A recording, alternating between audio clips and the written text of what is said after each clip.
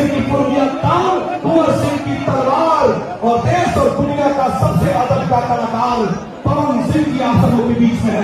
एक बार मोबाइल का लाइट जला लीजिए सभी लोग, जितने लोग लाइट जला लेंगे, जितने लोग के हाथ में मोबाइल है पर लाइट जला लीजिए। भोजपुरी के पवन स्टार को आमंत्रित करता हूं।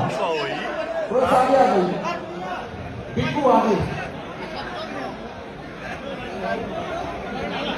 कॉपी रिकॉर्ड से सदर भाई हमारे बीच पधारे हैं। अब अरे उसको काहे के लिए मैं आप सबसे विनती करता हूं, कौन सी चीज आपके हैं, कौन सी चीज आप सबको प्यार से जीता है।